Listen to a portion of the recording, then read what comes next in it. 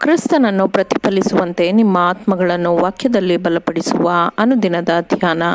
ಇಂದಿನ ಧ್ಯಾನದ ಶೀರ್ಷಿಕೆ ಪರಿಶುದ್ಧತೆಯು ಇಡೀ ಅಸ್ತಿತ್ವವನ್ನು ಒಳಗೊಂಡಿರುತ್ತದೆ. ಈ ದಿನದ ದೇವರ ವಾಕ್ಯ: ಶಾಂತಿದಾಯಕನಾದ ದೇವರು ತಾನೇ ನಿಮ್ಮನ್ನು ಪರಿಪೂರ್ಣವಾಗಿ ಪವಿತ್ರ ಮಾಡಲಿ. ನಮ್ಮ ಕರ್ತನಾದ ಯೇಸು ಕ್ರಿಸ್ತನು ಪ್ರತ್ಯಕ್ಷನಾದಾಗ ನಿಮ್ಮ ಆತ್ಮ, ಪ್ರಾಣ, ಶರೀರಗಳು ದೋಷವಿಲ್ಲದೆ ಸಂಪೂರ್ಣವಾಗಿ ಕಾಣಿಸುವಂತೆ ಕಾಪಾಡಲ್ಪಡಲಿ. 1 ಥೆಸಲೋನಿಕದವರಿಗೆ 5ನೇ ಅಧ್ಯಾಯ 23ನೇ ವಚನ.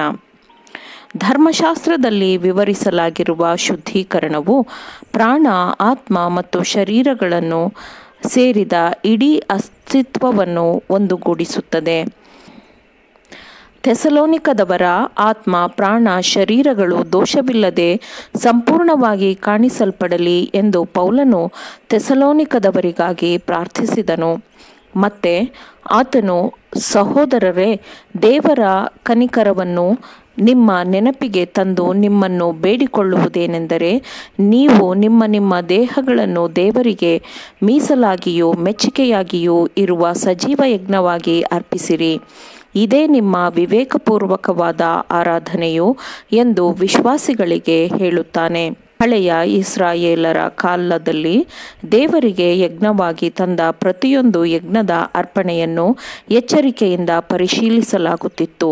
ಅರ್ಪಿಸಲು ತಂದ ಪ್ರಾಣಿಯಲ್ಲಿ ಯಾವುದೇ ದೋಷ ಕಂಡುಬಂದರೆ ಅದನ್ನು ನಿರಾಕರಿಸಲಾಗುತ್ತಿತ್ತು, ಏಕೆಂದರೆ ಯಜ್ಞಕ್ಕೆ ತರುವ ಪ್ರಾಣಿಯು ನಿರ್ದೋಷವಾಗಿರಬೇಕು ಎಂದು ದೇವರು ಆಜ್ಞಾಪಿಸಿದ್ದನು.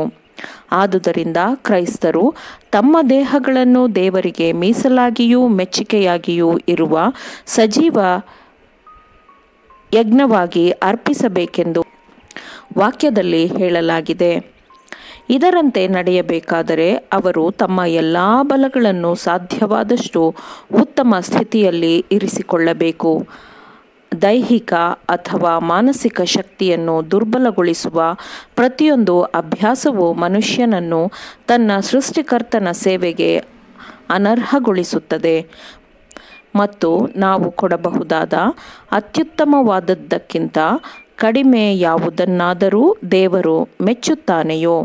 ನಿನ್ನ ದೇವರಾಗಿರುವ ಕರ್ತನನ್ನು ನಿನ್ನ ಪೂರ್ಣ ಹೃದಯದಿಂದ ಪ್ರೀತಿಸಬೇಕು ಎಂದು ಕ್ರಿಸ್ತನು ಹೇಳಿದ್ದಾನೆ.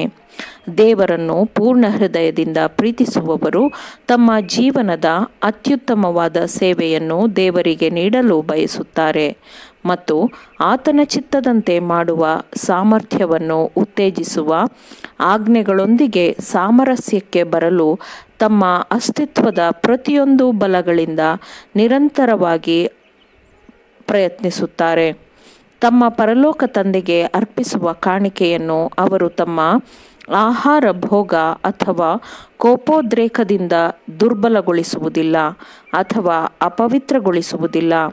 ನೀವು ನಿಮ್ಮ ಆತ್ಮಕ್ಕೆ ವಿರೋಧವಾಗಿ ಯುದ್ಧ ಮಾಡುವ ಶಾರೀರಿಕ ದುರಾಶೆಗಳಿಗೆ ದೂರವಾಗಿರಬೇಕೆಂದು ಪೇತ್ರನು ಹೇಳುತ್ತಾನೆ.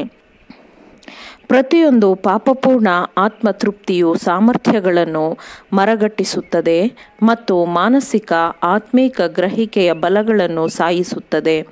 ಮತ್ತು ಈ ವಾಗ್ದಾನಗಳು ನಮಗಿರುವುದರಿಂದ ನಾವು ಶರೀರಾತ್ಮಗಳ ಕಲ್ಮಶದಿಂದ ನಮ್ಮನ್ನು ಶುಚಿ ಮಾಡಿಕೊಂಡು ದೇವರ ಭಯದಲ್ಲಿ ಪವಿತ್ರತ್ವವನ್ನು ಸಿದ್ಧಿಗೆ ತರೋಣ ಎಂದು ಪೌಲನು ಕೊರಿಂಥದವರಿಗೆ ಬರೆಯುತ್ತಾನೆ.